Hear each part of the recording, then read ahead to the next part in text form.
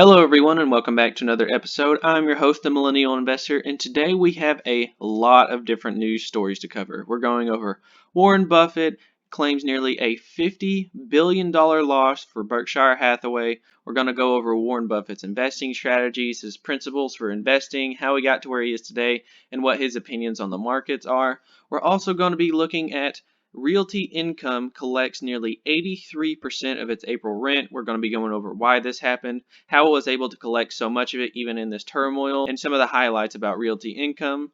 What we're also going to be going over is Tesla CEO Elon Musk tweets Tesla stock price is too high in his opinion. Disney suspends their dividend for the first half of 2020 amid the COVID-19 disruption. We're going to be going over Pepsi raising their dividend by about 7%, and then we're going to be updating our dividend income.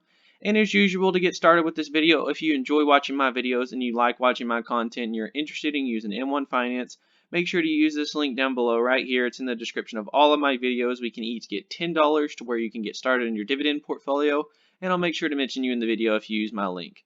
So to give you an update on my portfolio, so far we are up 11.32% in the portfolio with $179.85 of gains, 176 coming from market gain, and $3.41 coming from earned dividends. This is the dividend growth portfolio, so what we are focused on is the earned dividends line, not the market gain.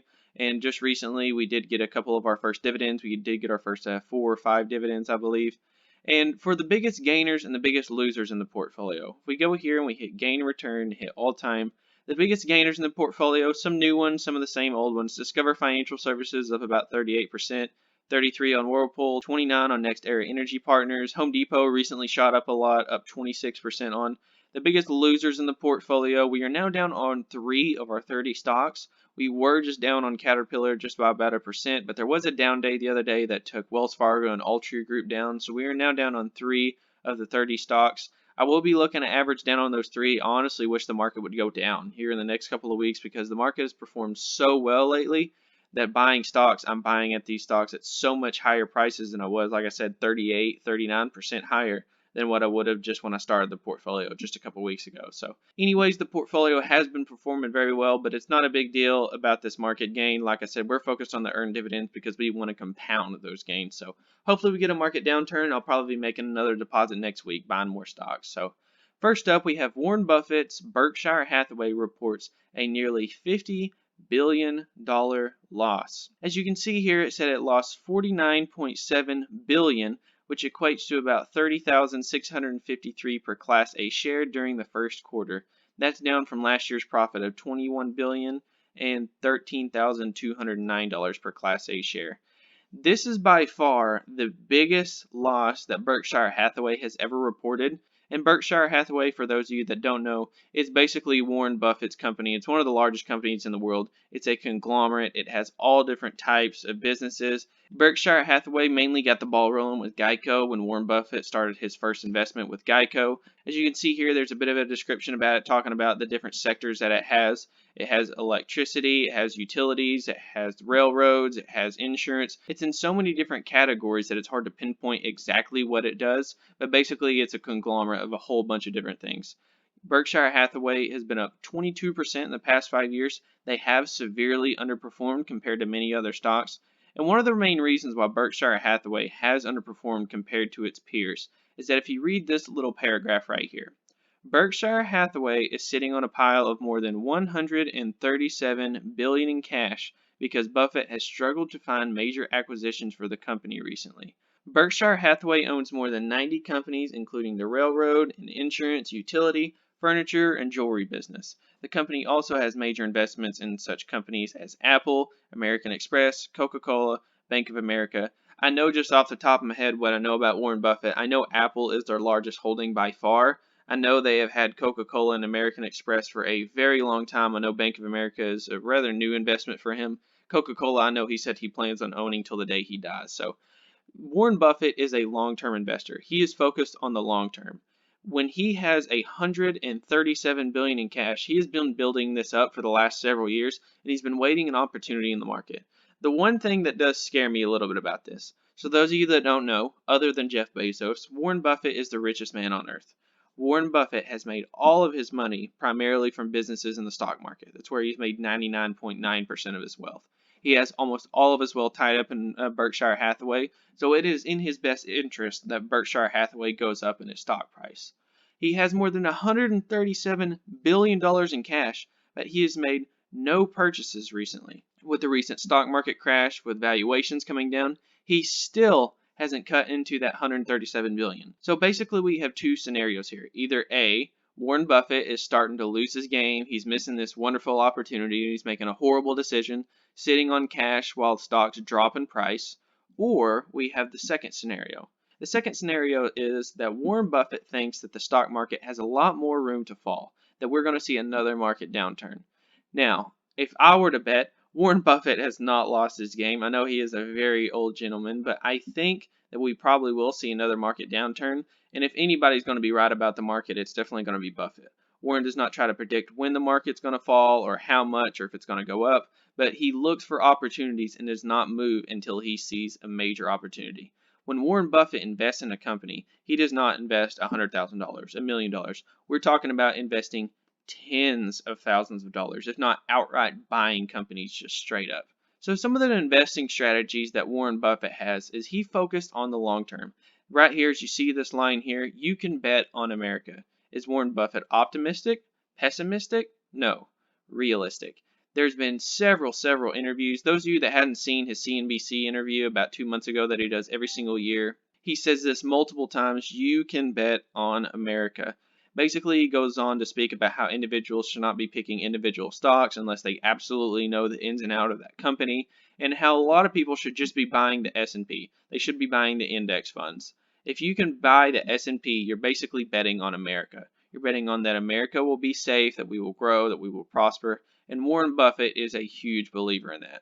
I am personally a huge believer in American businesses, in the economy, and that we're going to prosper in the future. And one more thing before we move on, as you can see here, nothing can basically stop America.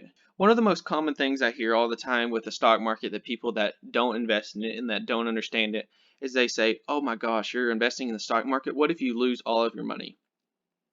If you're investing in safe, stable companies, then you basically have no chance of losing your money. Because here's the problem, is that people think that you can lose all your money in the stock market are people that are gambling, people that are making short-term guesses, people that are buying options, people that are buying cryptocurrency, stuff like that. With the S&P, it is almost guaranteed to go up. The only way that the S&P, that this stock right here, SPY, goes to zero is if America literally collapses. Our country goes to zero. And if that happens, the dollar that you're holding right now is worth zero. So basically, this will always be worth something, and it will always go up because we have GDP growth, we have population growth, we have innovation and invention, we have dividend reinvestment, share buybacks. The stock market is always going to go up in the long term. As you can see, over the past 5 years or so, we've just pretty much went in a straight line up with a little dip in 2018, and now we're in the middle of a recession. Well, guess what? We might not come back to new highs for a month, 6 months, 2 years. But eventually, we will break past this number, 338, 340. 5 years from now, 10 years from now, 340 is going to be a joke. We're going to be in the 400s, the 500s, maybe even the 600s, who knows. What it says here at the top of the article, when Warren Buffett is optimistic, pessimistic, no, realistic. People get so caught up in the short term, they read some headline about some analyst that wrote about how the economy is going to have 60% unemployment, we're going to collapse our whole credit system, the doom loop, there's so many issues. They're basically just looking to get clicks and get a lot of reads on their article. They don't really know what they're talking about. They're basically just trying to scare people into selling their stocks, make short-term moves. Warren Buffett is realistic for the long term, and that's the way you should approach these things.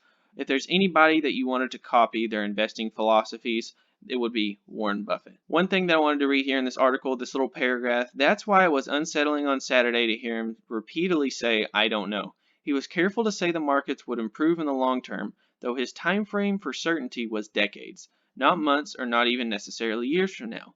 About the current climate, he said, you can bet on America, but you have to be careful about how you bet. He added, simply because markets can do anything. The one thing I wanted to point out here is that talking about markets doing anything. So if you were to start investing in the stock market here, on February 19th, 2020, when the stock market is $338, $340 a share.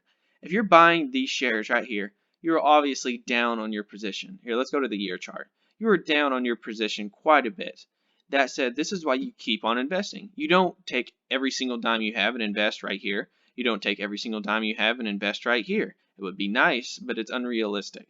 What you do is you invest in stages. So if you have $1,000, you invest $200 right here, 200 right here, 200 right here, until you invest the full 1,000 that you have, and then you make more deposits and you continue to invest. Invest here, here, every single week, every month, whatever. Invest consistently in the market to where you can dollar cost average on your positions. Because in the long run, here's what I see people in the comments talk about all the time. They say, oh my gosh, I have $1,000. I don't know if I need to invest right now, if I need to wait for the market to go back down. Invest in stages because you have two scenarios.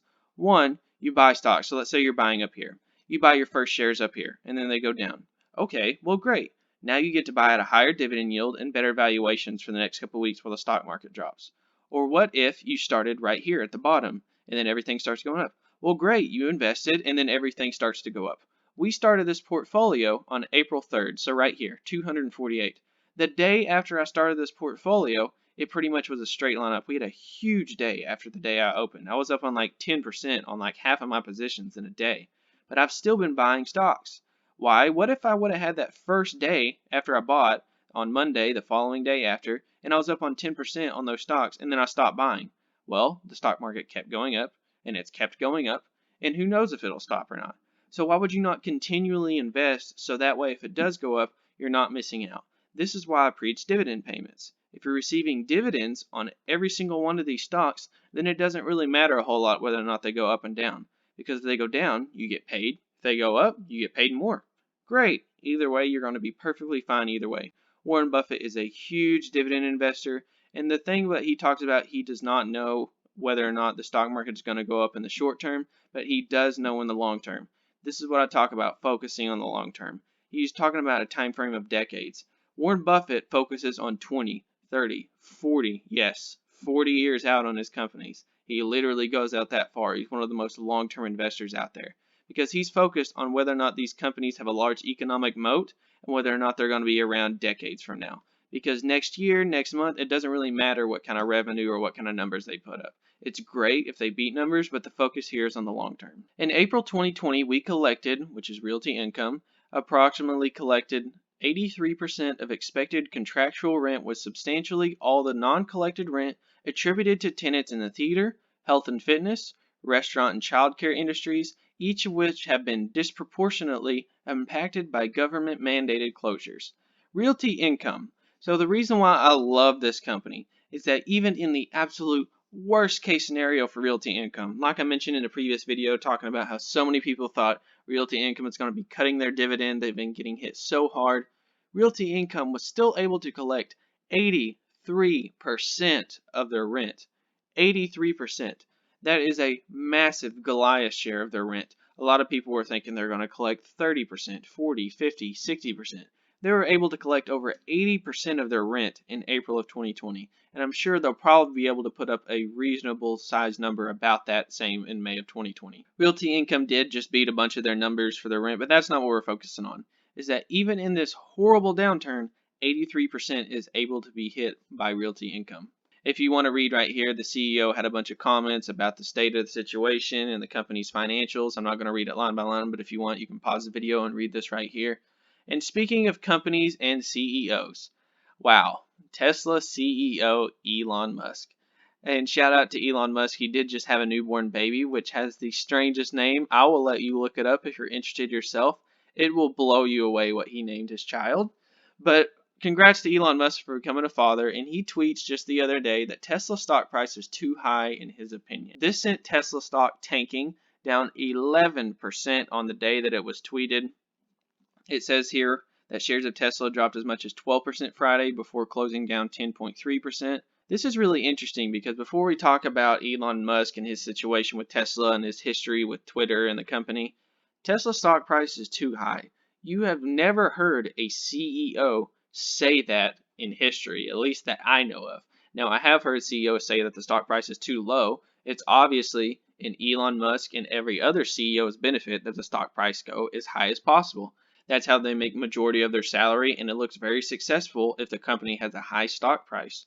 I'm not sure exactly what his strategy is here or what his plan of thinking is to have Tesla's stock price too high in his opinion on his Twitter. The one thing I will say about Elon Musk is that he has been a bit irrational in the past 2 years or so, between smoking weed and tobacco on the Joe Rogan podcast, between making horrible tweets towards the SEC.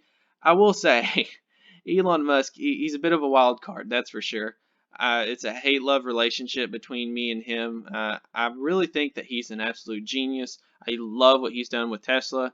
It's stuff like this, though, that makes me question his decision making. I think that he has a lot to bring to the table for Tesla. I mean, he's pretty much built this company from the ground up. So many other American car companies have tried to start up out of nothing, and all of them had failed except for Tesla. Tesla recently became profitable over the last year or so. Tesla has had massive growth, and I don't think they're going to stop anytime soon. I recently made a Tesla video talking about how I'd consider adding it to the portfolio, the only stock I would consider adding to the portfolio that's not a dividend-paying stock. Over the last 5 years, the stock has went up 233%, and they now have a market cap that has skyrocketed $142 billion. But CEO Elon Musk, I'm not really sure what his plans are, and you can read here, it's talking about Elon Musk's famous tweet in 2018 saying he wanted to take Tesla private at $420 a share. That's what he got in trouble for the SEC about, and he had to actually pay a huge fine for like millions of dollars. I can't remember what it was. But oh well, we'll see what happens in the coming weeks and the coming months as he makes more ridiculous tweets, and we'll see if he does anything crazy. Hopefully he'll do some more like this and he'll take the stock price down so maybe I can buy it in the 300s, but we'll see. Disney is suspending their dividend for the first half of the COVID-19 disruption, for the first half of 2020. So Disney is a very large company that has a huge footprint on the economy. If we pull up Disney stock here, we can see that over the past 5 years, this stock had pretty much traded sideways. It has had pretty much no share price growth other than its recent little bump up in 2019. Its dividend has barely grown from 60 cents a share up to 88. It's grown a little bit. Another thing that I want to point out about Disney that does suck for those of you that were owning it for the dividend is that it pays semi-annually. Most companies out there pay out quarterly. They pay out every 3 months. Well, for Disney, it only pays out for the first half of the year and the second half of the year. So it pays in June and then it pays in December. So you have to wait 6 months for one dividend payment. Unless you own a ridiculous amount of share of Disney, I would not like to wait 6 months for this company. That is one of the main reasons why I don't own it. The dividend yield was, before it was cut, was under 2%, and you have to wait 6 months for a dividend payment. The stock price has severely underperformed over the past 5 years, down 7.89%. And suspending their dividend, this is kind of surprising because a company that is this large, that is this financially healthy, it shows how even a Goliath of a company like Walt Disney can get taken down for their dividend. This is a little bit scary to see. Walt Disney said Tuesday that it won't pay a dividend for the first half of its current fiscal year due to the significant operational and financial disruption caused by COVID-19. They talk about with it cutting their dividend, it will save about $1.6 billion in cash, and I'm sure they will probably just go ahead and cut that dividend for the second half of the year as well, if I were to guess. The stock price being hurt from the dividend being cut is probably already priced in, so I'm sure a lot of shareholders are already assuming that the stock price will be cut for the next dividend. But this is crazy to see. I just wanted to mention this. I won't go over this too long because I don't own Disney and I don't intend to own it anytime soon until that dividend yield gets a lot higher, and probably several years from now that they cut that dividend. That is definitely a red flag for me. But it's just crazy to see that a company that this large and this safe, cuts their dividend in the middle of the COVID-19 crisis. So speaking of dividends and cutting dividends, let's talk about raising dividends. Pepsi raises dividend by roughly 7% from 0.955 cents a share to $1.0225 a share. That's a 7.1% increase, and we're going to be updating our dividends. So if we go here to my portfolio and we go to Pepsi. So if you see here on Pepsi, I own 0.55 shares, and we're going to add that into our calculator. So we're going to go to our dividend income here. So I just punched it in my calculator. I made $2.13 a year from Coca-Cola, and now with this recent dividend raise, I now make $2.28. So that is a 15-cent raise. I now have an additional 15 cents of annual income. I know that's not a huge raise, but it is something to factor in. So now already for the next month, we are already up to $75.51. So as you see, there's a click off. You can see that slightly increased. We'll be making a deposit, so these numbers will be increased a lot over the coming weeks, over the coming months. But it is cool to see just these dividends being raised and me making more money literally for doing nothing. That's great to see, and I absolutely love that a safe, stable dividend company like PepsiCo is raising their dividend every single year, and I look forward to future dividend raises in the future. Over the past 5 years, they have raised their dividend from 70 cents, and the last quarter was 96 or 95.5, and now they're up to $1.02. So 70 cents to $1.02 in 5 years is pretty good dividend growth, and they do have a pretty reasonable dividend yield of about 3%. And I absolutely love this company. It's one of the largest holdings in my portfolio. They have held up very well since the recession hit. I think we'll be wrapping up that video there, and as usual, as I always mention in the end of my videos, if you like watching my videos, if you enjoy my content, and you're interested in using M1 Finance, make sure to use this link right here. It is down in the description of all of my videos. We can give 10, get $10, and I could add that to my dividend portfolio, and I'll make sure to mention you in the video. I've been getting a lot of comments for video ideas recently, and I would love to get some more of those. I will be making some videos about some of the comments that you guys leave, and very soon in the next coming videos. Make sure to comment down below what you thought about this video. What do you think about Warren Buffett's investing strategy, realty income, Tesla CEO, Disney, PepsiCo? We've covered a lot in this video. This was a lot of different news sources, so I was trying to fly through them pretty fast, so I didn't make this video too long. But comment down below what you think about the market, about these stocks, any questions you guys might have for me, and of course, thank you guys so much for watching, and I'll see you next time.